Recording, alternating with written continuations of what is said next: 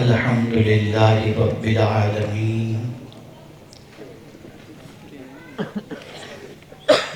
والعاقبۃ للمتقین والصلاة والسلام علی سید الانبیاء والمرسلین وعلى آلہ واصحابہ الطیبین الطاہرین اما بعد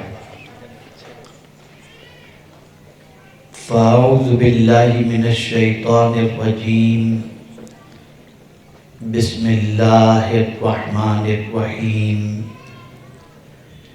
ان الذین آمنوا وعملوا الصالحات سیجعل لهم الرحمن ودا صدق اللہ العظیم۔ قابل قدر سادات کرام، علماء ذوی الاحترام، حاضرین و حاضرات و ناظرین، السلام علیکم ورحمۃ اللہ وبرکاتہ۔ میرے پیارے آقا صلی اللہ تعالی علیہ وسلم کے پیارے دیوانوں اور خواتین اسلام، جس آیہ کریمہ کی تلاوت کا میں نے شرف حاصل کیا، اس سے متعلق کچھ معروضات پیش کرنے سے پہلے آقا کریم رؤوف الرحیم علیہ التحیۃ والتسلیم کی بارگاہ بے کس پناہ میں جس طریقے سے میں پڑھاؤں، عقیدت و محبت میں ڈوب کر اسی طریقے سے درود و سلام کا نذرانہ پیش کریں۔ الصلاۃ والسلام علیک یا رسول اللہ، الصلاۃ والسلام علیک یا حبیب اللہ، الصلاۃ والسلام علیک یا نبی اللہ، الصلاۃ والسلام علیک یا نور اللہ، وعلی آلک واصحابک یا حبیب اللہ، صلی اللہ تعالی علیہ وسلم۔ میرے پیارے آقا صلی اللہ تعالی علیہ وسلم کے پیارے دیوانوں، اس وقت ہم اور آپ جہاں غوث الثقلین قطب ربانی محبوب حقانی قندیل نورانی میران شاہ شیخ سیدنا سید عبدالقادر جیلانی رضی اللہ المولا تبارک و تعالی عنہ کی بارگاہ میں خراج عقیدت پیش کرنے حاضر ہیں، وہیں پر نکاح کی ایک عظیم سنت ادا کرنے والے دولہے کی خوشی کی تقریب میں بھی شریک ہیں۔ مائک پر آنے سے پہلے سنی دعوت اسلامی کی عظیم ذمہ دار حضرت مولانا ظہیر مصباحی صاحب قبلہ نے یہ فرمایا کہ تھوڑا سا نکاح سے متعلق بھی کچھ بات عرض کر دی جائے۔ تو میں نے ایک ایسی آیت کا انتخاب کیا جس میں غوثیت مآب کا بھی ذکر ہو جائے، اور جس آیت کے تحت ازدواجی زندگی اچھی طریقے سے کیسے گزرے اس کا بھی ذکر ہو جائے۔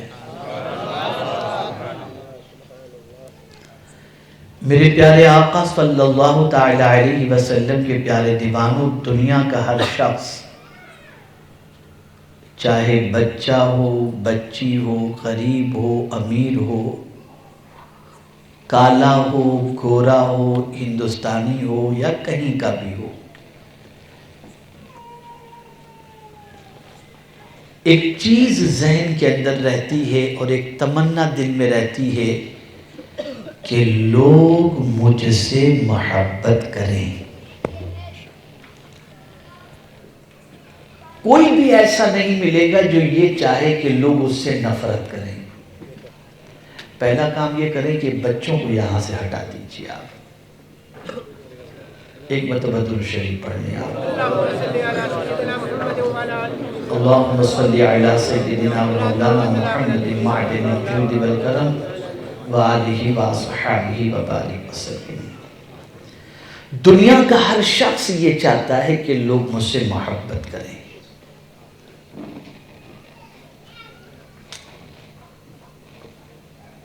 لیکن ساتھ میں یہ بھی ذہن میں رہتا ہے کہ محبت کس سے کی جائے اور کیسے سے کی جائے. تو آدمی یہ سوچتا ہے کہ میرا رنگ گورا ہوگا تو لوگ مجھ سے محبت کریں گے. تو پھر وہ کیا کرتا ہے یا لڑکی کیا کرتی ہے؟ Make up. پھر ایسی چیزوں کا استعمال شروع ہو جاتا ہے جس سے رنگ گورا ہو تاکہ سب محبت کریں. لیکن جیسے ہی میک اپ اتر جاتا ہے اور اصلی رنگ ظاہر ہو جاتا ہے محبت ختم ہو جاتی ہے. کوئی یہ سمجھتا ہے کہ دولت ہوگی تو لوگ مجھ سے محبت کریں گے تو لگ جاتا ہے مال جمع کرنے میں کہ بنگلہ ہوگا تو لوگ محبت کریں گے، کار ہوگی تو لوگ محبت کریں گے. اس نے جمع بھی کر لیا لیکن یہ چیز پائیدار تو نہیں ہے نا. بڑے سے بڑے کروڑ پتی بھی کبھی کبھی روڈ پتی بن جاتے ہیں. حالات بدل جاتے ہیں. تو جب تک دولت تھی محبت تھی، دولت ختم ہوئی محبت ختم ہو گئی. کسی نے سوچا اقتدار پر آ جائیں، پولیٹیشین بن جائیں، ایم پی بن جائیں، ایم ایل اے بن جائیں، لوگ محبت کریں گے. ایک ٹرم میں بن گیا، محبت رہی. جیسے ہی شکست ہو گئی پھر محبت ختم. فلمی ہیرو بوڑھے ہوتے ہیں محبت ختم. اسپورٹس میں بوڑھا ہوتا ہے لوگ نکال دیتے ہیں، بے بھاگو یہاں سے، کیا ضرورت ہے تمہاری.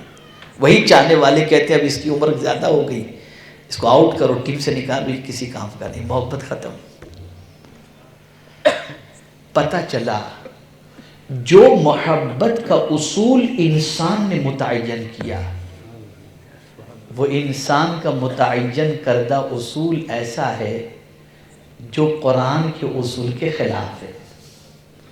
اور قرآن نے جو اصول عطا فرمایا وہ اصول ایسا ہے کہ تم دیکھے بھی نہ ہو پھر بھی دل میں محبت ہو. غوث پاک کو دیکھا نہیں، محبت آج بھی دل میں ہے. صدیاں گزر گئی، محبت آج بھی دل میں موجود ہے. وصال ہو چکا، محبت آج بھی دل میں موجود ہے. یا اللہ ماجرا کیا ہے کہ جس کو دیکھا نہیں اس کی محبت اس طرح سے دل میں؟ تو جواب ملے گا نادان، تو نے اصول سمجھا ہی نہیں ہے.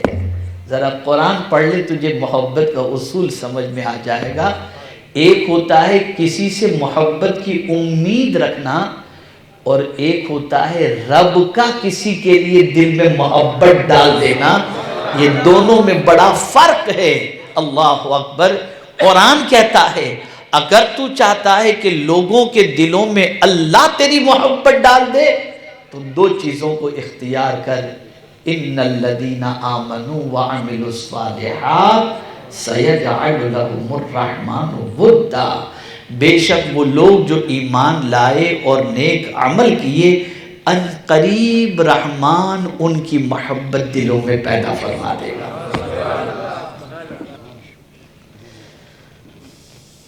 پتہ چلا محبت پیدا کرنے والی ذات اللہ کی ہے. وہ جب چاہے جس کی چاہے جیسے چاہے محبت پیدا فرما دے. اب اسی کو شادی کے موقع پہ لے لیجیے آپ. یہاں بھی محبت کی بات قرآن نے کی. کیا فرمایا؟ وَمِن كُلِّ شَيْءٍ. قرآن مقدس میں رب قدیر جل جلالہ نے فرمایا وَمِنْ آيَاتِهِ أَنْ خَلَقَ لَكُم مِّنْ أَنفُسِكُمْ أَزْوَاجًا لِتَسْكُنُوا إِلَيْهَا وَجَعَلَ بَيْنَكُمْ مَوَدَّةً وَرَحْمَةً. اللہ کی نشانیوں میں سے ایک نشانی ہے کہ اس نے تمہیں میں سے تمہارے لیے جوڑا بنایا. اور پھر کیا پیاری بات فرمائی, تم دونوں کے درمیان اس نے محبت پیدا فرما دی. کس کے درمیان؟ میاں بیوی کے درمیان. ایک لڑکا ایک لڑکی. لڑکا اپنے گھر میں رہتا تھا ماں باپ کے ساتھ, لڑکی اپنے ماں باپ کے ساتھ رہتی. کیا نکاح ہو گیا کہ نکاح ہوتے ہی اب لڑکی کی زندگی لڑکے کے ساتھ ہو گئی. تو اب ان دونوں کے درمیان اللہ نے ایسی محبت پیدا فرما دی کہ جینا بھی ساتھ چاہتے ہیں اور مرنا بھی ساتھ چاہتے ہیں. یہ محبت پیدا کرنے والی ذات کون سی ہے؟ یہ اللہ رب العزت کی ذات ہے. میرے پیارے آقا صلی اللہ تعالی علیہ وسلم کے پیارے دیوانوں, میں اسی سے مل جھل کر کے گفتگو کروں گا تاکہ عظمت غوث الثقلین بھی سمجھ میں آ جائے اور شادی شدہ زندگی کس طریقے سے اچھی گزرے یہ بھی آپ کی سمجھ میں آ جائے, تاکہ آپ اپنی زندگی کو اور اپنی لائف کو بہتر اسٹیبل بناتے ہوئے بزرگوں کی عقیدت کے ساتھ ساتھ قرآن اور حدیث کی روشنی میں اپنی لائف کو آپ گزار سکیں, تاکہ آپ کی لائف پیسفل گزر سکے. دو چیزوں کا ذکر ہوا قرآن میں. اللہ کن کی محبت لوگوں کے دلوں میں پیدا فرماتا ہے؟ جو ایمان والے ہیں اور نیک عمل کرتے ہیں. ایمان اور نیک عمل, یہ کالے کے پاس بھی ہو تو اس کی محبت اللہ لوگوں کے دلوں میں پیدا فرما دیتا ہے. یہ غریب کے پاس بھی ہو تو اللہ اس کی محبت دلوں میں پیدا فرما دیتا ہے. یہ فقیر کے پاس بھی اگر یہ دولت ہو تو اللہ اس کی محبت لوگوں کے دلوں میں پیدا فرما دیتا ہے. اس لیے کہ یہ دونوں وہ چیزیں ہیں جو اللہ کی پسندیدہ ہیں, اللہ کی محبوب ہیں, ایمان اور عمل صالح. اسی لیے جب قرآن کا مطالعہ کرتے ہیں تو عقل دنگ رہ جاتی ہے کہ رب قدیر جل جلالہ نے خسارے کے اندر جن کا ذکر فرمایا تو وہاں بھی فرمایا وَالْعَصْرِ إِنَّ الْإِنسَانَ لَفِي خُسْرٍ إِلَّا الَّذِينَ آمَنُوا وَعَمِلُوا الصَّالِحَاتِ. زمانے محمد صلی اللہ علیہ وسلم کی قسم, بے شک انسان گھاٹے میں ہے مگر وہ جو صاحب ایمان ہیں, نیک عمل کے پیکر ہیں, حق و صبر کی وصیت کرتے ہیں, وہ گھاٹے کے اندر, لاس کے اندر ہیں ہی نہیں. کہ قرآن بنا کر رہا ہے.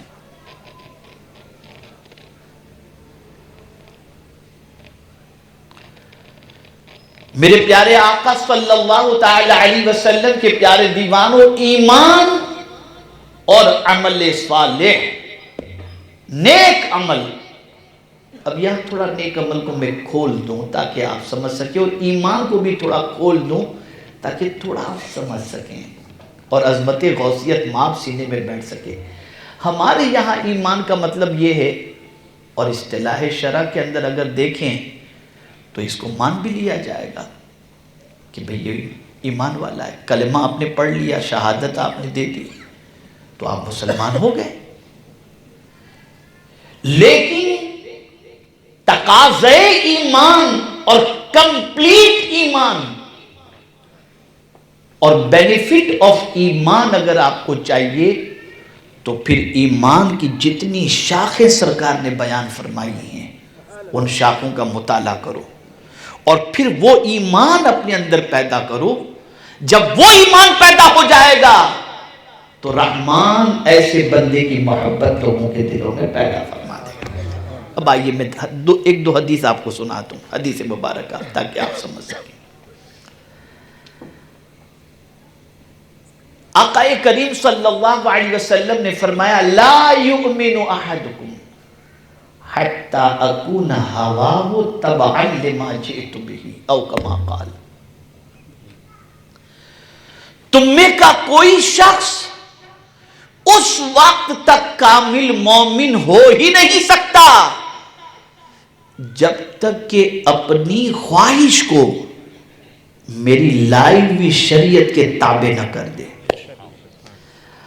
جب تک کہ ہم اپنی خواہش کو بھی رسول اعظم صلی اللہ علیہ وسلم جو دین لے کر کے آئے اس دین کے تابع نہ کریں اس وقت تک ہمارا ایمان کمپلیٹ نہیں ہو سکتا۔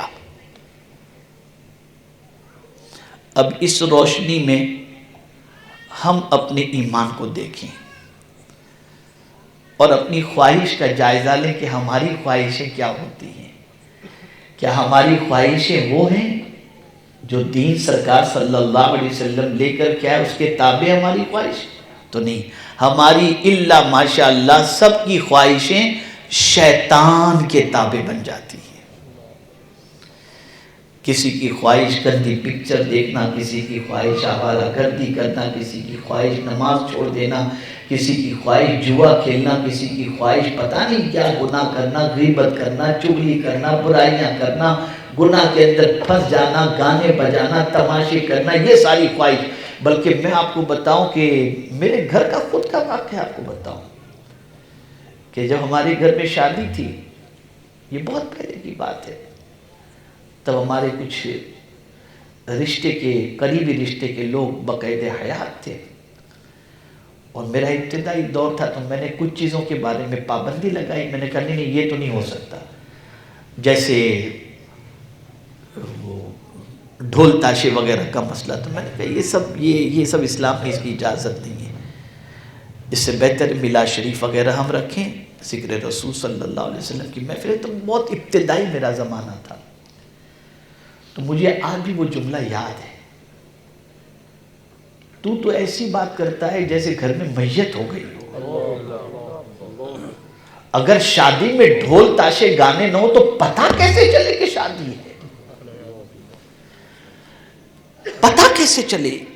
یہ سب محفلیں رکھو گے تو ایسا لگے گا جیسے موت میت کی محفل ہو رہی ہے۔ تو آج بھی بہت ساری مائیں اور بہنوں کی یہ خواہش ہوتی ہے کہ اگر یہ نہ ہو، ناچ گانا، یہ اڑانا کرنا، غیر اسلامی رسم و رواج اگر نہ ہو تو پتہ کیسے چلے کہ شادی ہے؟ اور پھر اس کے بعد اس دلدل میں وہ پھنس جاتے ہیں۔ یہاں سے پتہ چلا کہ ہماری خواہش حضور کے لائے ہوئے دین کے تابع نہیں ہے، ہمارے نفس کے تابع ہے۔ ہمارا نفس جو کہتا ہے ہم وہ کرتے ہیں، اس لیے ہم کامل مومن نہیں ہیں۔ کامل مومن ہونے کے لیے ضرورت اس امر کی ہے، جو کچھ رسول لے کر کے آئے اپنی خواہش کو بھی اس کے تابع کر دو۔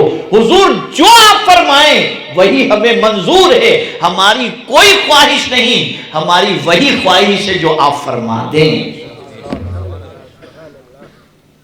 تب ایمان مکمل ہوگا۔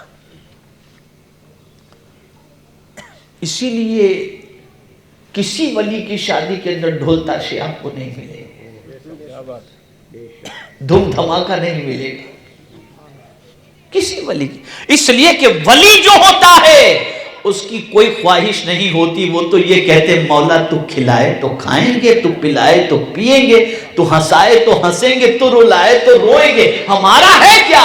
جس میں تو خوش ہے اسی میں ہم خوش ہیں۔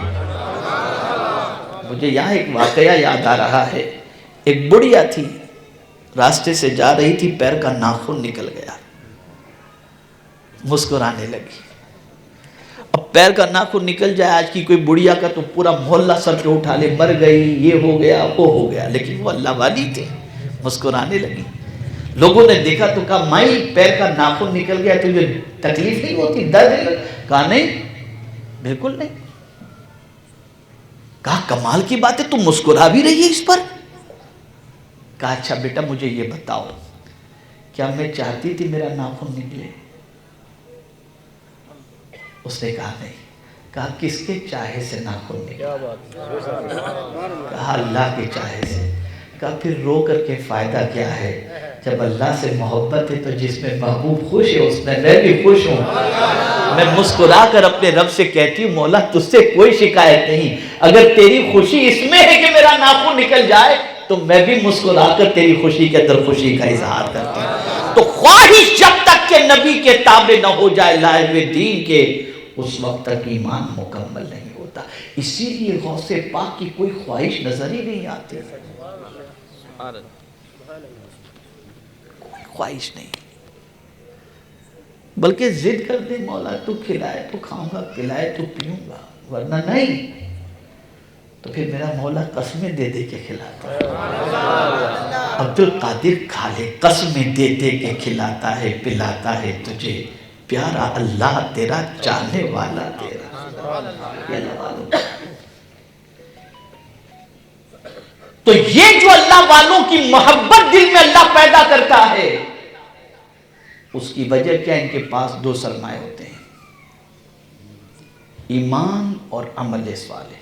ایمان بہت اسٹرانگ ہوتا ہے، جتنی ایمان کی شاخیں حدیث کے اندر بیان کی گئیں اور ایمان کے جتنے تقاضے قرآن کے اندر پیش کیے گئے، ان سب کا مکمل نمونہ دیکھنا ہو تو ولی کامل کو دیکھو، غوث اعظم کو دیکھو۔ میں قرآن سے کچھ باتیں آپ کے سامنے رکھوں گا تاکہ آپ سمجھ سکیں۔ چلیے ایک اور حدیث شریف سن لیں، اور اس حدیث کو اگر آپ سامنے رکھ کر کے اپنا جائزہ لیں گے نا تو اپنے آپ کو بالکل ایک مارک بھی نہیں دیں گے، آپ کہیں گے فیل ہو گئے ہم تو، ایک مارک نہیں دیں گے، میں آپ کو دعوے سے کہتا ہوں، الا ماشاءاللہ۔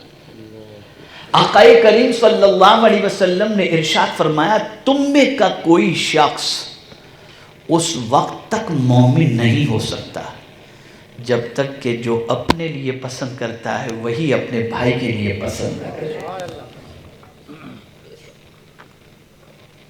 ذرا دیکھ لو جائزہ لے کر، اگر بھائی کی بچی کا رشتہ اچھی جگہ ہو گیا تو دوسرے بھائی کو اندر سے کوڑن، ایک بھائی مالدار ہو گیا تو دوسرے بھائی کو کوڑن، یہ کیسے ہو گیا؟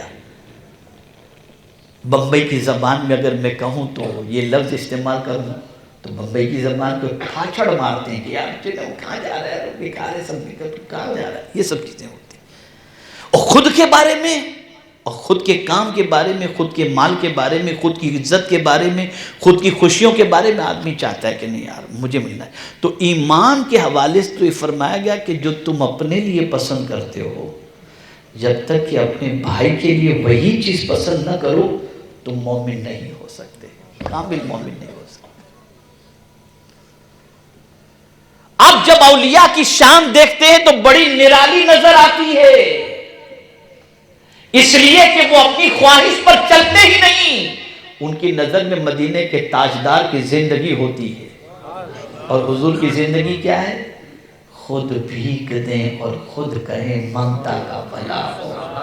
رسول اعظم کی عادت کریمہ کیا ہے؟ مالک کونین ہیں، گو پاس کچھ رکھتے نہیں، دو جہاں کی نعمتیں ہیں ان کے خالی ہاتھ میں۔ رسول اعظم صلی اللہ علیہ وسلم کی شان کیا ہے؟ کل جہاں ملک اور جو کی روٹی غذا، اس شکم کی قناعت پہ لاکھوں سلام۔ رسول اعظم صلی اللہ علیہ وسلم کی شان کیا ہے؟ ہاتھ جس سمت اٹھا غنی کر دیا، موج بحر سماحت پہ لاکھوں سلام۔ تو ہر ولی کی زندگی آپ دیکھو تو آپ کو یہ نسبت نظر آئے گی اور یہ سنت پر عمل نظر آئے گا، وہ اپنا بھلا اور اپنی خواہش کچھ رکھتے ہی نہیں ہیں۔ ان کو مزہ اس وقت آتا ہے جب کسی کو مسکراتا دیکھ لیتے ہیں، جب کسی کو خوش دیکھتے ہیں تو خوش ہو جاتے ہیں، اور کسی کو غم میں دیکھتے ہیں تو ان کی رات کی نیندیں اڑ جاتی ہیں۔ ان کی خوشی اس بات میں ہے کہ مخلوق خدا خوش ہو جائے، اس لیے خود بھوکے رہتے ہیں اور اوروں کو کھلاتے نظر آتے ہیں، خود بھوکے رہتے ہیں، اور ہم تو دوسرے کی پلیٹ سے چھین لیں گے، لیکن اللہ والوں کا یہ، اللہ والے تو لٹاتے ہیں۔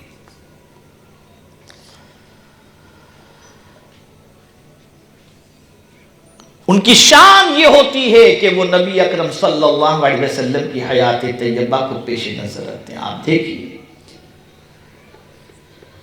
ایک واقعہ امام حسین کا سن لیجئے، پھر ایک واقعہ غوث اعظم کا، تاکہ تھوڑا سا سمجھنے میں آپ کو آسانی ہو جائے۔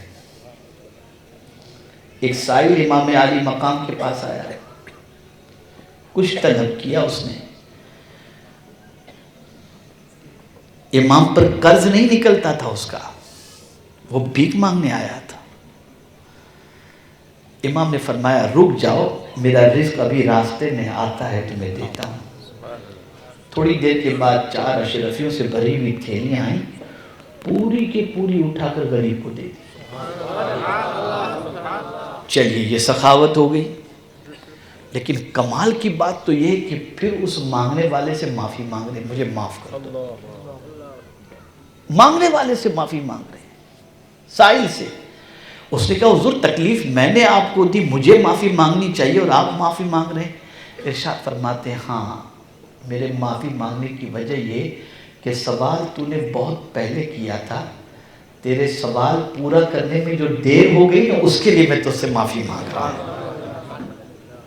اس کے لیے معافی مانگ. اب غوث پاک کو دیکھ لیجئے, اب غوث پاک کو دیکھ لیجئے.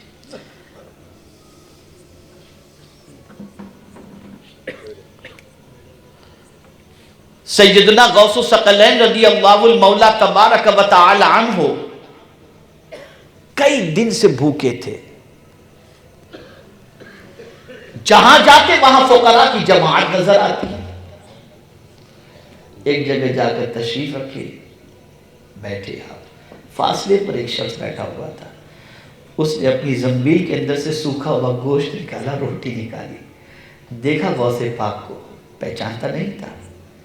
اشارہ کیا لوگے؟ تو غوث پاک نے فرمایا تو کہاں سے آیا ہے, کیا نام ہے تیرا؟ اس نے بتایا میں جیلان سے آیا ہوں. تو غوث پاک نے فرمایا میں بھی تو جیلان کا ہوں, میں بھی جیلان کا ہوں. کہا آپ جیلان کے؟ کہا ہاں. کیا نام ہے آپ کا؟ کہا میرا نام عبد القادر ہے. کہا معاف کیجیے گا, مجھے معاف کریے, یہ سارا کھانا آپ کا, یہ میرا کچھ بھی نہیں, یہ سب آپ کا ہے. غوث پاک نے فرمایا تیری میری پہلی ملاقات اور میرا کھانا کہاں سے ہو گیا؟ کہا میں جب جیلان سے نکل رہا تھا تو آپ کی ماں نے کچھ رقم دی تھی اور فرمایا تھا بغداد میں میرا بیٹا عبد القادر, اس کو دے دینا. اب یہاں ایسی نوبت آئی کہ میرا جتنا مال تھا سب ختم ہو گیا, آپ کی رقم سے میں نے یہ کھانا خریدا ہے اور میں اب کھا رہا ہوں, تو مجھے معاف فرما دیجئے, یہ آپ کی باقی رقم لے لیجئے اور یہ کھانا بھی آپ کا ہے. غوث پاک نے اس میں سے ضرورت بھر جتنا مختصر لیا اور باقی سب اسے دیتے ہوئے ارشاد فرمایا تو مسافر ہے, مجھ سے زیادہ تجھے ضرورت ہے, رکھ لے تجھے کام آ جائے گی. یہ ہے اللہ والوں کی شان. لوٹ کر کوئی اللہ والا نہیں بنتا, لوٹا کر اللہ والا بنتا. اسے ذہن میں رکھیے. آج کل معاذ اللہ آبرو لوٹتے ہیں اور سمجھتے ہیں بڑے پیر صاحب ہیں. اللہ ماشاءاللہ مال لوٹ لیتے ہیں, گھر کنگال ہو جاتا ہے اور دنیا ان کو سب سے بڑا بابا اور ولی سمجھ کر کے پیچھے بھاگتی رہتی ہے. اب آئیے میں آپ کو ولی کی پہچان سمجھا دوں قرآن کی روشنی میں تاکہ آپ محسوس کر سکیں.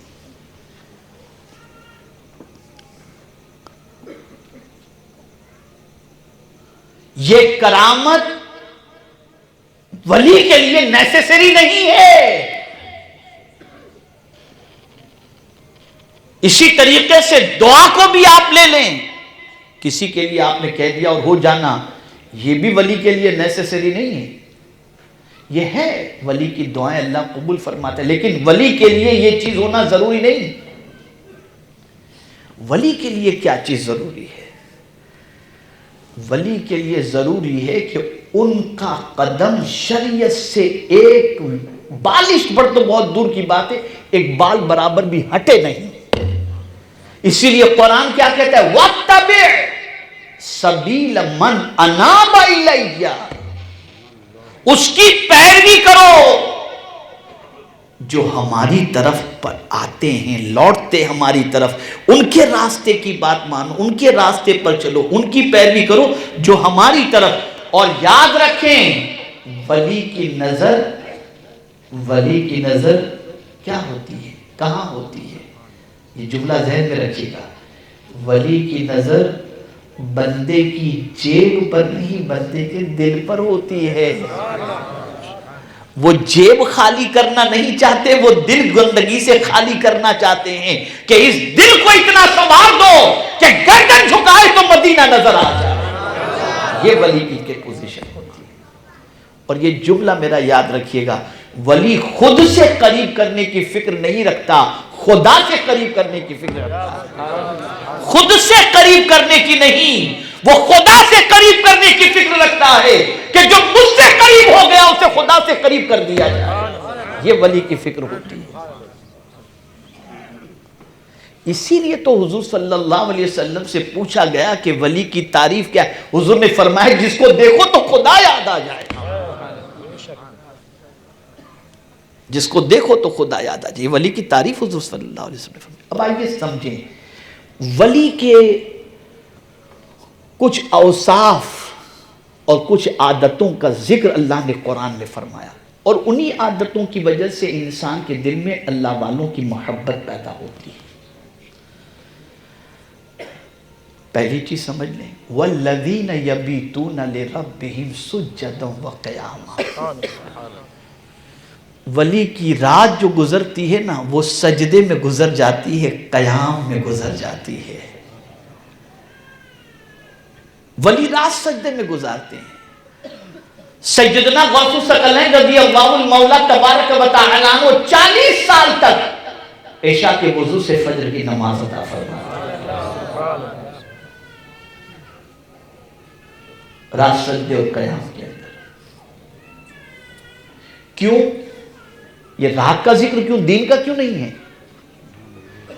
یہ کیوں نہیں فرمایا گیا کہ ان کا دن جو ہے وہ سجدے میں اور قیام میں گزرتا ہے؟ یہ رات کا ذکر کیوں ہے؟ تو یاد رکھیں رات ہوتی ہے نا تو ہر محبوب اپنے محبوب سے ملنے کے لیے جاتا ہے. تنہائی ہوتی ہے. گناہ کے جتنے اڈے کھلتے ہیں زیادہ تر رات ہی کو کھلتے ہیں. تو جن کو گناہوں سے محبت ہوتی ہے وہ رات کو گناہ کے اڈے پہ چلے جاتے ہیں. ہر رات جس سے محبت ہوتی ہے انسان اس محبوب کی طرف رات میں جاتا ہے. اس لیے اللہ نے بھی اپنے محبوب صلی اللہ علیہ وسلم کو اپنی بارگاہ کے اندر معراج کی شب بلایا نا تو دن میں نہیں، شب رات میں بلایا. سبحان الذی اسری بعبدہ لیلا من المسجد الحرام. ملاقات کا وقت تو رات کا ہے. آ جاؤ میرے محبوب، رات کے وقت بلایا. اور یہ یاد رکھیں اجالا ہوتے ہی اللہ والوں کو ایک عجیب کیفیت ہوتی ہے. کیوں صبح اتنی جلدی ہو گئی؟ انہیں رات میں بڑا لطف آتا ہے. کیوں؟ اجالے میں تو ہر کوئی ایک دوسرے کو دیکھتا ہوتا ہے. توجہ چاہوں گا، ہر کوئی ایک دوسرے کو دیکھ رہا ہوتا ہے. رات میں تو صرف محبوب اور محب ایک دوسرے کو دیکھ رہے ہوتے ہیں، کوئی دیکھنے والا نہیں ہوتا.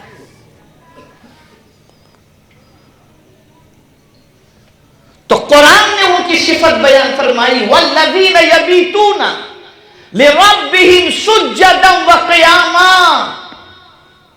وہ راتوں کو سجدے اور قیام میں گزارتے ہیں. ان کی رات اسی میں گزرتی ہے.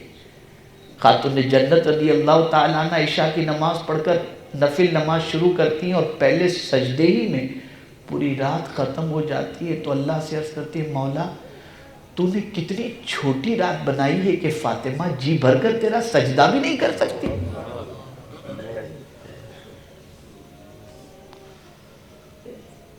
اور یہاں شادی ہو، میک اپ ہے، نماز چھوڑ دو. وضو کریں گے تو میک اپ خراب ہو جائے گا. بیوٹی پارلر کے اندر 25,000 روپے دے کر میک اپ کرائے. کیا تو ہم کنیز فاطمہ ہیں. کہاں جا رہے ہو آپ؟ کس کی زندگی پڑھ رہے ہو؟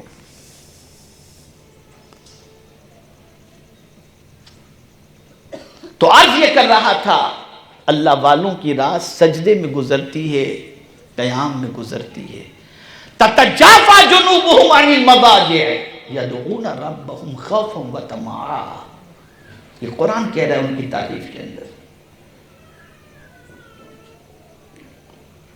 مزید ان کی شان قرآن بیان کرتا ہے اور اس کے لیے جس وقت کا انتخاب کیا، خدا کی قسم میں جب اس وقت کے بارے میں سوچتا ہوں تو میری عقل دنگ رہ جاتی ہے. اللہ اکبر، کہ اللہ والے ان کی ایک صفت قرآن نے بیان فرمائی، ولیوں کی صفت. کیا بیان فرمائی معلوم ہے؟ وَبِالْأَسْحَارِ هُمْ يَسْتَغْفِرُونَ. وہ سحری کے وقت اللہ سے مغفرت کی بھیک مانگتے ہیں. کون سے وقت؟ سحری کے وقت، جو رات کا آخری پہر ہوتا ہے، اس لیے کہ رات کا جو لاسٹ وقت ہوتا ہے، آخری پہر جو ہوتا ہے، وہ دعا کی قبولیت کا ہوتا ہے. اسی لیے فرمایا گیا سحری کے وقت جو دعا کرو اللہ دعا کو قبول فرماتا ہے. اللہ آسمان دنیا پر نزول اجلال فرما کر ارشاد فرماتا ہے کوئی بخشش کا طلبگار کہ میں اس کی خطاؤں کو معاف کروں، ہے کوئی روزی کا طلبگار کہ میں اس کو روزی عطا کروں. لیکن اللہ والے اس سحری کے وقت مانگتے بھی ہیں تو کیا مانگتے ہیں؟ مغفرت کی. اللہ تو ہمیں معاف فرما دے، ہمیں بخش دے، ہمیں بخش دے. جبکہ ان کی زندگی گناہوں سے بچی ہوئی گزرتی ہے، جبکہ ان کی زندگی صبح و شام اللہ کی یاد میں گزرتی ہے، اس کے باوجود بھی وہ سحری کے وقت اللہ سے مغفرت کی بھیک مانگتے ہیں. اور آج کا نوجوان سحری تک، صبح تک کیا دیکھتا ہے مجھے بتانے کی ضرورت نہیں. آج رات آتی ہے، دامن پر گناہوں کے دھبوں میں اضافہ ہو جاتا ہے، اور اللہ والے جن کے دامن پر گناہوں کا دھبا تک نہیں لگا، وہ سحری کے وقت اللہ سے مغفرت کی بھیک مانگتے ہیں، اللہ ہمیں بخش دے، ہم پر کرم کی نظر فرما. اس لیے کہ یاد رکھیں مغفرت طلب کرنا یہ اتنا بڑا عمل ہے، اتنا بڑا عمل ہے کہ اگر کوئی یہ چاہتا ہو کہ وہ بندہ اللہ کے عذاب سے بچ جائے، کورونا ہو، میں آپ کو علاج بتاتا ہوں، کورونا ہو، روزی میں تنگی ہو، گھر میں سے پریشانیاں جاتی نہ ہوں، تکالیف کے انبار لگے ہوں، دو چیزوں کو لازم پکڑ لو، درود شریف اور استغفار، سب ختم ہو جائے گا. میں قرآن سے دلیل دیتا ہوں، وَمَا كَانَ اللَّهُ لِيُعَذِّبَهُمْ وَأَنْتَ فِيهِمْ وَمَا كَانَ اللَّهُ مُعَذِّبَهُمْ وَهُمْ يَسْتَغْفِرُونَ. اللہ ان کو عذاب کیسے دے کہ میرے محبوب تم ان کے درمیان موجود ہو، اور ان کو کیسے عذاب دے جو اللہ کی بارگاہ سے مغفرت طلب کر رہے ہیں. تو جب کوئی مغفرت طلب کرتا ہے اور جب کوئی اللہ کی بارگاہ میں استغفار کرتا ہوتا ہے اور درود شریف کا نذرانہ حضور کی بارگاہ میں پیش کرتا ہے، تو یہ دو امان ہیں، اللہ تعالیٰ اس کے صدقے میں بندے پر امان نازل فرما دیتا ہے. امان نازل. تو اللہ والے استغفار کرتے ہیں سحری کے وقت، مغفرت کی بھیک مانگتے ہیں.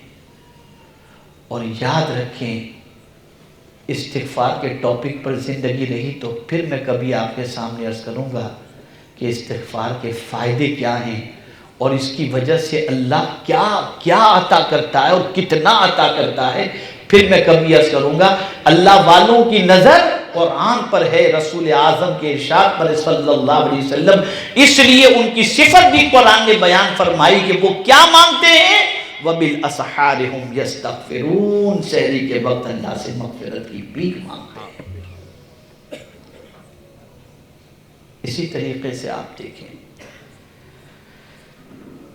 قرآن مقدس میں ان کی شان جو بیان کی گئی ہے، اللہ فرماتا ہے اللہ اکبر اللہ اکبر، الذین ينفقون فی السراء والضراء والکاظمین الغیظ والعافین عن الناس. ان کی صفت یہ بیان فرمائی گئی کہ وہ خوشی میں بھی لٹاتے ہیں اور ٹینشن میں بھی لٹاتے ہیں. یعنی ان کی لٹانے کا سلسلہ اور اللہ کے نام پہ خرچ کرنے کا سلسلہ یہ نہیں کہ مال آیا تو خرچ کریں گے، مال نہیں ہوتا، تنگی ہوتی ہے تب بھی خرچ کرتے رہتے ہیں. خوشی میں بھی آدمی خوشی میں لٹاتا ہے، وہ غم کے اندر بھی لٹاتے ہیں. وہ کبھی لٹانے سے اپنے آپ کو روکتے نہیں، اللہ کے نام پہ لٹاتے ہی رہتے ہیں. اور پھر قرآن نے کہا والکاظمین الغیظ، اور غصے کو پی جانے والے ہوتے ہیں، غصے کو پی جانے والے. میرے پاس ابھی ایک فتوے کا جواب آ چکا ہے، میں سنا نہیں ہوں. ایک صاحب نے مجھ سے سوال پوچھا جدہ سے نہیں دبئی سے، کہ ایک صاحب شراب پیے ہوئے تھے، بیوی سے کھٹ پٹ ہوئی اور بیوی نے جو ہے بیوی کو انہوں نے 3 بار طلاق کہہ دیا، اور جب ہوش آیا تو اس کے ساتھیوں نے اسے کہا کہ تو نے تو شراب پی کر کے یہ سب بکواس کر دی، اب اس کے بعد میں شریعت کا مسئلہ کیا ہے، شریعت کا۔ اب آپ دیکھیں یہ ہے غصہ اور نشہ۔ مفتیان کرام کے پاس لوگ زیادہ تر جا کر کیا کہتے ہیں؟ غصے میں طلاق دے دی۔ اس کے بارے میں شریعت کا کیا حکم ہے؟ تو کوئی محبت میں طلاق تو نہیں دیتا نا۔ اب غصہ تو حرام ہے، غصہ حرام ہے۔ اللہ والے غصے میں آتے ہی نہیں۔ کہاں آتے ہیں غصے میں؟ جب شریعت کی پامالی ہو رہی ہو تب ان کا غضب عروج پر ہوتا ہے۔ اپنی ذات کے لیے کسی پر غصہ نہیں کرتے، یہ جملہ یاد رکھیے گا۔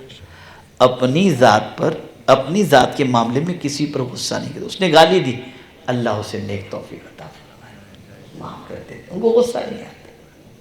امام اعظم ابو حنیفہ رحمۃ اللہ تعالی علیہ کہ معاصرین میں کچھ لوگ تھے جو حسد کرتے تھے امام اعظم، گنڈوں کو چھوڑ دیا پیچھے کہ جاؤ ذرا خبر پہ امام اعظم، اب وہ پیچھے گالیاں بکتے ہوئے جا رہے ہیں، امام اعظم سنتے ہوئے جا رہے ہیں، وہ گالیاں بکتے جا رہے ہیں، امام اعظم سنتے ہوئے جا رہے ہیں۔ گلی آئی، امام اعظم ٹل لی تو ان لوگوں نے کہا کہ کیا آپ نے ہمیں کتا سمجھ رکھا ہے کہ ہم بھونک رہے ہیں اور آپ کچھ نہیں بول رہے؟ تب بھی امام اعظم نے کچھ نہیں فرمایا۔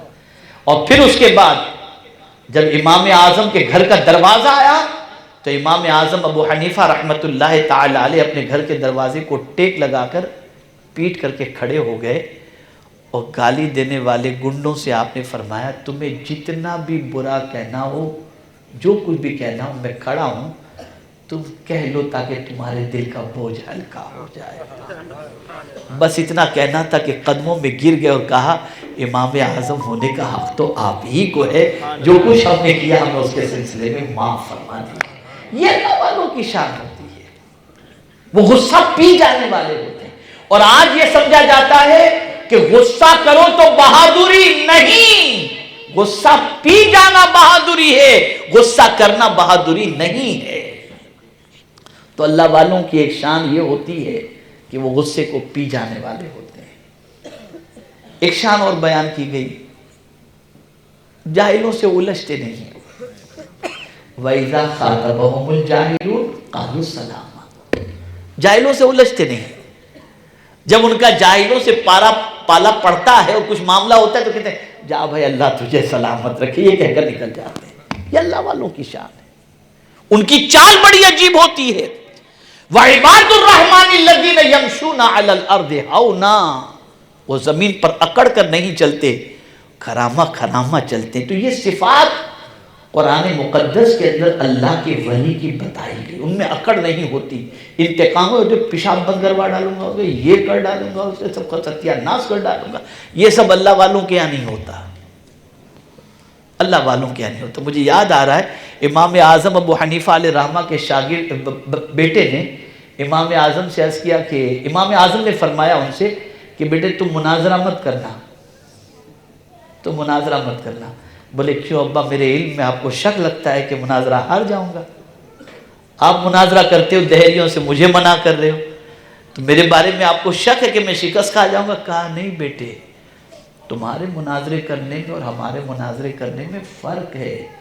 تم جب مناظرہ کرو گے نا تو شکست دینے کے لیے، اور ہم مناظرہ کرتے ہیں سنبھالنے کے لیے، سنبھالنے کے لیے تاکہ وہ سنبھل جائے، اس لیے مناظرہ کرتے ہیں کہ اپنی غلطی کی اصلاح کر لے۔ یہ اللہ والوں کی شان ہے، ان کے ریونج نام کی کوئی چیز نہیں، اس لیے کہ وہ جانتے ہیں ان اللہ عزیز ذو انتقام، وہ کبھی بدلہ اپنے سے نہیں لیتے، سب اللہ پہ چھوڑ دیتے۔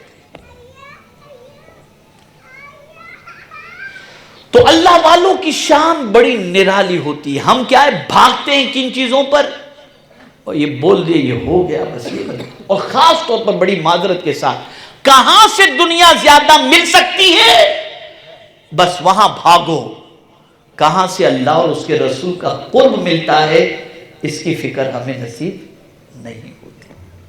تو اللہ والوں کی شان بڑی نرالی ہے۔ یہ جو اللہ والوں کی محبت دل میں اللہ پیدا کر دیا نا، اس کی وجہ سب سے بڑی یہ ہے کہ ان کے اندر ایمان اور عمل صالح یہ بہت پختہ ہوتا ہے، وہ کمال والے ایمان پر ہوتے ہیں، اور عمل صالح صرف نماز روزہ حج و زکوٰۃ ہی کا نام نہیں ہے۔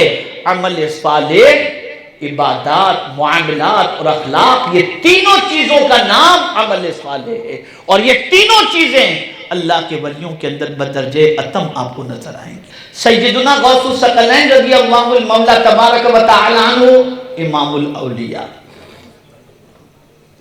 امام الاولیاء، اور اتنا اونچا مقام میرے کریم نے غوث پاک رضی اللہ تعالی عنہ کو عطا فرمایا کہ جس کی کوئی انتہا نہیں۔ آپ دیکھیں سیدنا غوث پاک رضی اللہ تعالی عنہ کو، یا سیدنا غوث پاک رضی اللہ تعالی عنہ نے جن مشائخ سے اکتساب فیض کیا، ان میں حضرت شیخ حماد رحمت اللہ تعالی علیہ کی ذات بھی شامل ہے۔ ایک بار تربیت کے طور پر، غوث پاک کی تربیت کے لیے شیخ حماد رحمت اللہ تعالی علیہ نے ٹھنڈے پانی کے تالاب میں غوث پاک کو دھکا دے دیا۔ ٹھنڈا پانی ایک دم چل اور ٹھنڈی کا موسم، تو سیدنا غوث پاک رضی اللہ تعالیٰ عنہ کے جو ساتھی تھے زمانے طالب علم، علمی تربیت کے مرحلے سے گزر رہے تھے، انہوں نے جب دیکھا تو ہوتا ہے جو ساتھی ہوتے ہیں ان کو تھوڑا سا مذاق کرنے کا موڈ ہو جاتا ہے۔ غوث پاک رضی اللہ تعالیٰ عنہ اس ٹھنڈے پانی سے پھر باہر نکلے، اپنے دامن کو انہوں نے نچوڑا، کپڑے کو نچوڑا۔ ساتھی لوگ تھوڑا سا مذاق اڑانے کے موڈ میں تھے کہ شیخ حماد نے فرمایا تم کیا جانو عبد القادر کا مقام کیا ہے، خبردار اس کا مذاق نہ اڑانا۔ زندگی گزرتی رہی، وقت گزرتا رہا، شیخ حماد رحمت اللہ تعالی علیہ کا وصال ہو گیا۔ ایک دن غوث پاک رضی اللہ تعالیٰ عنہ قبرستان تشریف لے گئے تو شیخ حماد رحمت اللہ تعالی علیہ کی قبر پر پہنچے، آپ کے مزار اقدس پر۔ کافی دیر تک کھڑے رہ کر فاتحہ وغیرہ آپ نے پڑھی، اور اس کے بعد غوث پاک کے چہرے پر مسکراہٹ آ گئی، ہنسنے لگے۔ جو ساتھ میں تھے انہوں نے غوث پاک رضی اللہ تعالیٰ عنہ کو انہوں سے عرض کیا کہ حضرت کیا وجہ ہے کہ آج دعا کے بعد آپ مسکرا رہے ہیں؟ ارشاد فرمایا کیا بتاؤں، شیخ حماد رحمت اللہ تعالیٰ علیہ کو اللہ نے سونے کا تاج عطا فرمایا، سونے کے کنگن ان کو پہنائے، سونے کی جوتیاں انہیں پہنائیں، لیکن ان کا ایک ہاتھ کام نہیں کر رہا تھا۔ تو شیخ حماد رحمت اللہ تعالیٰ علیہ سے میں نے عرض کیا کہ حضور کیا بات ہے، اس ہاتھ میں تکلیف ہے؟ تو انہوں نے فرمایا عبد القادر اس ہاتھ سے تجھے میں نے ٹھنڈے پانی کے تالاب میں دھکا دیا تھا تو اللہ نے اسے ناکارہ بنا دیا، جب تک تو معاف نہیں کرے گا میرا ہاتھ ٹھیک نہیں ہوگا۔ شیخ عبد القادر جیلانی فرماتے میں نے دعا کی اللہ ان کا ہاتھ ٹھیک فرما دے، تو میں نے دیکھا کہ ان کا ہاتھ اللہ نے ٹھیک فرما دیا، اس وجہ سے میرے چہرے پر مسکراہٹ آ گئی۔ یہ ہے غوث پاک کی شان۔ حضرت مجدد الفسانی رحمت اللہ تعالی علیہ اپنے بیٹے کے لیے ملا طاہر لاہوری کا انتخاب کیا پڑھانے کے لیے۔ اب ملا طاہر لاہوری مجدد الفسانی رحمت اللہ تعالی علیہ کے بیٹے کو پڑھا رہے تھے۔ حضور مجدد الفسانی کا گزر ہوا، دیکھا ملا طاہر لاہوری کی پیشانی پر شقاوت لکھی ہوئی تھی۔ مجدد الفسانی پریشان ہوئے، بیٹوں سے کہہ دیا کہ تمہارے استاد کی پیشانی پر تو شقاوت لکھی ہوئی ہے۔ بیٹوں کا دل پڑھائی سے اٹھ گیا کہ اب استاد ایسے تو کیا پڑھیں، تو استاد نے پوچھ لیا ان سے کہ بیٹے کیا بات ہے، کچھ دنوں سے تمہارا دل پڑھائی میں نہیں لگ رہا ہے، کیا بات ہے؟ کہ حضور کیا بتائیں، ابا حضور فرما رہے تھے کہ تمہارے استاد کی پیشانی پر ہم نے شقاوت دیکھی۔ کہا اب جب ان کے سامنے یہ معاملہ ظاہر ہو چکا تو تمہارے والد سے کہو کہ میرے لیے دعا کریں کہ اللہ شقاوت کو سعادت میں تبدیل فرما دے۔ بچے گئے اپنے باپ کے سامنے روئے کہ ہم نے ان سے بہت کچھ سیکھا ہے، آپ ان کے لیے دعا فرمائیں۔ وہ دعا کرتے رہے، کئی دنوں تک دعا کرتے رہے، لیکن جب بھی نظر پڑتی وہی شقاوت لکھی ہوئی ہوتی۔ اب بچے بار بار ابا کہاں تک معاملہ پہنچا، شقاوت سعادت میں بدلی؟ کہا نہیں بیٹے ابھی تک وہی معاملہ ہے۔ اب سنیے حضرت مجدد الفسانی کیا فرماتے ہیں۔ حضرت مجدد الفسانی رحمت اللہ تعالی علیہ فرماتے ہیں کہ مائیں مجھے یاد آیا کہ سیدنا غوث الثقلین کی شان یہ ہے کہ ان کے وسیلے سے دعا کرو تو اللہ قضا و مبرم کو ٹال دیا کرتا ہے. میں نے فوراً ہاتھ اٹھائے، اللہ عبد القادر جیلانی کے صدقے میں ان کی شقاوت کو سعادت میں بدل دے. پھر جب نظر پڑی تو کیا دیکھتا ہوں، اللہ نے شقاوت کو سعادت کے اندر تبدیل فرما دیا تھا. یہ ہے میرے غوث کی شان، یہ ہے میرے غوث کی شان. اور شیخ عبدالحق محدث دہلوی رحمت اللہ تعالیٰ علیہ فرماتے ہیں جو اولیاء کرام مزارات میں رہ کر کے جن کا تصرف بہت زیادہ ہے، انہی اولیاء کے اندر غوث پاک کا مقام سب سے عرف و اعلیٰ ہے. یہ نہ سمجھنا زمین پر تھے تبھی نہیں، آج مزار اقدس سے بھی فیوز و برکات بانٹ رہے ہیں.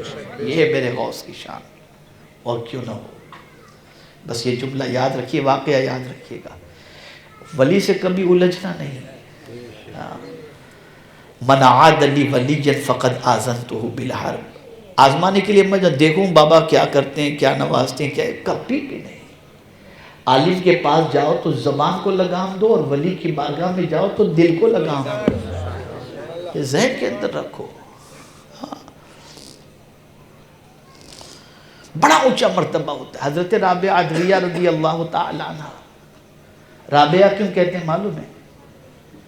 چونکہ ان کے والد جو تھے نا، ان کے یہاں یہ چوتھی بیٹی کی حیثیت سے پیدا ہوئے. پہلے 3 بیٹیاں تھیں، پھر چوتھی بیٹی پیدا. بہت غریب غربت تھی، بہت غربت تھی، گھر میں دیا جلانے کو بھی نہیں تھا. اور جب چوتھی بیٹی ہوئی تو ان کے والد کو ٹینشن ہوا کہ یا اللہ کیسے سب گزر بسر چلے گا. تو مولا نے حضرت رابعہ کے سے، جو چوتھی، رابعہ کے معنی چوتھی کے ہوتا ہے، اس وجہ سے رابعہ ان کا نام ہی، چوتھی بچی پیدا ہوئی تھی. تو اللہ تعالیٰ نے ان کی برکت سے ان کے گھر کو منور و مجلہ کر دیا، خوب برکت، اس برکتوں سے مالا مال فرما دیا. تو حضرت رابعہ رضی اللہ تعالیٰ عنہ جو ہے وہ ایک رات اپنے گھر میں سو رہی تھی. تو چور آ گیا، چور نے سامان اٹھایا. دیکھیے ولی کی شان کیا ہوتی ہے، ذہن میں رہے. سامان سارا اٹھایا، لے کر کے گھر کے دروازے پر پہنچا تو آنکھوں کی بینائی چلی گئی. چور کی آنکھوں کی روشنی چلی گئی. توبہ کی چور نے سارا سامان رکھ دیا. پھر وسوسہ ہوتا ہے یار یہ ہو سکتا ہے میری آنکھ میں اندھیرا آ گیا ہوگا، چلو پھر اٹھا لیتا ہوں. پھر اٹھا کر چوری کر کے جو ہے جانے کی کوشش کر رہا تھا. پھر آنکھوں کی روشنی چلی گئی. پھر توبہ کیا، پھر سامان رکھ دیا، اللہ نے پھر آنکھوں کی روشنی عطا فرما دی. 2-3 مرتبہ اس طریقے سے ہوا. تو پھر اس نے یقین کر لیا کہ اس کی آنکھوں کی روشنی چوری کی وجہ سے جا رہی ہے. تو اس نے دل ہی دل میں خیال کیا کہ رابعہ تو دعا بھی نہیں کر رہی ہیں، سوئی بھی ہیں. وہ تو ایسا تو نہیں کہ مطلب میں چوری کر رہا ہوں تو رابعہ مصلی پر بیٹھ کے اس کی آنکھوں کی روشنی چلی جائے، یہ تو نہیں کر رہی ہیں، یہ تو سوئی ہوئی ہیں اور میری آنکھوں کی روشنی چلی جاتی ہے، سامان اٹھاتی چلی جاتی ہے، ماجرا کیا ہے؟ تو غیب سے آواز آتی ہے، اے شخص ایک دوست سو رہا ہے تو کیا ہوا ہے، دوسرا دوست تو جاگ رہا ہے. ایک دوست سو رہا ہے تو کیا ہوا، دوسرا دوست تو جاگ رہا ہے، اور وہ دوست کو کبھی اونگ آتی ہی نہیں ہے. یہ ہے اللہ والوں کی شان. کبھی ان کو تنہا نہ سمجھو،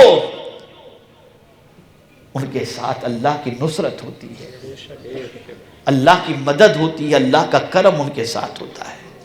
اور سیدنا غوث پاک رضی اللہ تعالیٰ عنہ کا مقام اتنا عرف و اعلیٰ ہے کہ کوئی دن ایسا نہیں جو نکلنے سے پہلے غوث پاک کی بارگاہ میں حاضر ہو کر اجازت نہ لیتا ہو کہ غوث پاک میں نکلوں یا نہ نکلوں. سورج ہو، چاند ہو، مہینہ ہو کہ سال ہو، یہ سیدنا غوث پاک کی شان ہے. یہ شان اس لیے کہ جس کی ماں ایسی ہو، جس نے کبھی کسی غیر محرم کو دیکھا نہ ہو، تو پھر اس کی کوکھ سے جنم لینے والا بچہ ولیوں کا سردار نہیں ہوگا تو کون ہوگا؟ اب آئیے تھوڑا سا میں سمجھا دوں. اچھی زندگی ہے نا، بات میں نے عرض کی تھی کہ ایمان اور عمل اس والے. ہر فیملی چاہتی ہے گھر میں کٹ نہ ہو، لیکن ہوتی ہے. تو یہاں بھی قرآن نے ایک دستور عطا فرمایا، اور یہاں بھی وہی 2 چیزوں کا ذکر. اور قربان جائیے یہاں دونوں چیزوں کی ذکر کے اندر مرد کو بھی شامل کیا اور عورت کو بھی شامل کیا. یہاں بھی دونوں چیزوں کا ذکر. جیسے یہ فرمایا کہ جو ایمان والا ہو اور نیک عمل کرے رحمان اس کی محبت لوگوں کے دلوں میں پیدا فرما دے گا. ویسے یہاں بھی ذکر فرمایا من عمل صالحا من ذکر او انثی وہو مؤمن فلنحیینہ حیاتا طیبہ. جو نیک عمل کرے مرد ہو یا عورت اس حال میں کہ وہ مومن ہے تو اللہ فرماتا ہے ہم اس کو اچھی زندگی عطا فرما دیں گے. پتا چلا گناہوں سے اچھی زندگی نہیں ملے گی، نیک عمل سے اچھی زندگی ملے گی.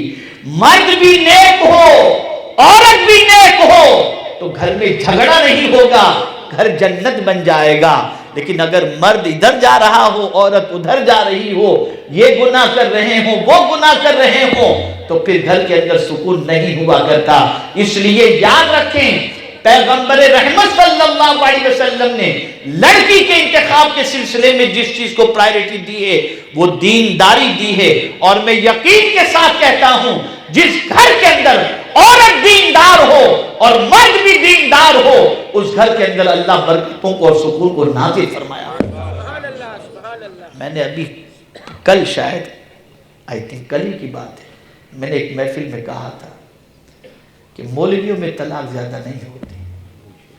وجہ کیا ہے کہ مولوی جانتا ہے کہ بیوی کے حقوق کیا ہے. بلکہ کل تو تھوڑا سا میں اور آگے چل کر کے بول دیا تھا کہ مولویوں کی بیوی جتنی خوش نظر آئیں گی نا اتنی کسی اور کی جلدی سے نظر نہیں آئے گی. یہ طے دیکھ لیجیے گا کہ میں آپ کو بالکل کلیئر بتا رہا. وجہ کیا ہے کہ وہ جانتا ہے کہ سرکار صلی اللہ علیہ وسلم کو وصال کے وقت بھی اگر کسی چیز کی فکر تھی تو یہی فکر تھی کہ عورتوں کے ساتھ مرد اچھا سلوک کریں. یہ وصال کے وقت بھی سرکار کو فکر تھی. پوری دنیا میں ہم بہتر بنتے چلے جائیں لیکن سرکار فرماتے تم میں بہتر وہ ہے جو اپنے اہل میں بہتر ہے اور میں تم سب میں بہتر ہوں کہ اپنے اہل میں بہتر ہوں. تو یاد رکھو گھر کو اگر رشک جنت بنانا ہے تو آپ سنیما دیکھ کر گناہ کر کے بد کرداری کر کے کبھی بھی آپ اپنے گھر کو رشک جنت نہیں بنا سکتے. آپ کا گھر رشک جنت اور اچھی زندگی اگر آپ کو نصیب ہوگی تو یہاں بھی قرآن نے یہی فارمولہ عطا فرمایا عمل صالحا وہو مؤمن. نیک عمل کرو اور ایمان کی دولت سے مالا مال ہو کر کے نیک عمل کرو تو اللہ تمہیں اچھی زندگی عطا فرمائے گا. وہاں فرمایا کہ ہم ان کی محبت دلوں کے اندر پیدا کر دیں گے اور یہاں فرمایا مرد ہو یا عورت اگر اچھی زندگی گزارے ایمان والے تو ہم اسے اچھی زندگی عطا کر دیں گے. تو محبت بھی اس کی طرف سے اور اچھی زندگی بھی اس کی طرف سے. شرط یہ ہے کہ ایمان کے ساتھ ساتھ عمل صالح کے پیکر بنے. میں اپنی بہنوں سے گزارش کرتا ہوں کہ قطعی طور پر ناچ گانا باجا تماشا ڈھول ساری چیزوں سے پرہیز کرو. نوجوانوں سے گزارش کروں گا کہ یہ ساری چیزیں اپنے یہاں مت رکھو. یہ ٹیمپرری جو ہے نا آپ کو تھوڑا سا مزے دے دے گا لیکن زندگی بھر پچھتانا پڑے گا. یاد رکھیں اور اچھی طریقے سے یاد رکھیں گناہ میں لذت ہے عزت نہیں. گناہ میں لذت ہے عزت نہیں. گناہ کرتے وقت اچھا لگتا ہے اور بعد میں پچھتانا پڑتا ہے. نیکی کرتے وقت تکلیف ہوتی ہے لیکن پوری زندگی سکون میں گزرتی چلی جاتی ہے. اس لیے آپ پوری زندگی کو سکون میں گزارنا چاہتے ہیں تو نیکیاں کریں. اللہ تعالیٰ آقا کریم رؤوف الرحیم علیہ التحیۃ والتسلیم کے صدقہ و توفیل مجھے آپ کو سب کو قرآن و حدیث پر عمل کی توفیق نصیب فرمائے اور رسول رحمت صلی اللہ علیہ وسلم کی تعلیمات پر عمل کی توفیق نصیب فرمائے. وما علینا الا البلاغ المبین. السلام علیکم ورحمۃ اللہ وبرکاتہ.